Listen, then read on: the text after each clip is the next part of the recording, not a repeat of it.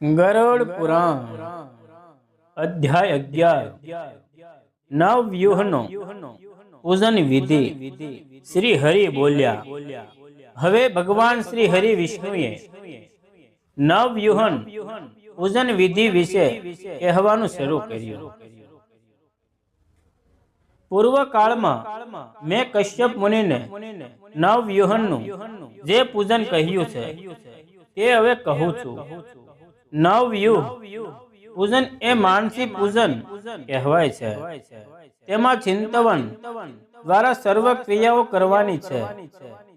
પ્રથમ પ્રાણાયામથી નાભીમાં પ્રાણને તથા હૃદય રૂપી આકાશમાં સ્થાપ્યા બાદ બીજ મંત્ર ભણીને પંચ મહાભૂતમય દેહને મનથી બાળી નાખો।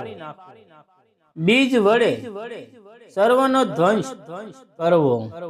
બીજ મંત્ર ભણીને છલ અછલ સર્વને જળમાં ડૂબાવી નાખવું। બીજ મંત્ર ભણીને મનથી અમૃતનું ચિંતન કરવું।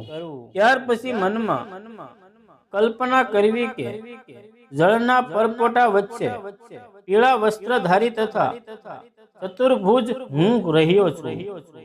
પછી મનથી સ્નાન કરાવ્યાની ભાવના કરવી। પછી બે હાથ અને દેહમાં 3 પ્રકારનો મંત્ર ન્યાસ કરવો। પ્રથમ મંત્ર ન્યાસ 12 અક્ષર વાળો બીજ મંત્રથી કરીને ઉપયુક્ત બીજો વડે બીજો મંત્ર ન્યાસ કરવો। અંતે 6 અંગો વાળા મંત્રથી ત્રીજો મંત્ર ન્યાસ કરવો। જય શ્રી કૃષ્ણ।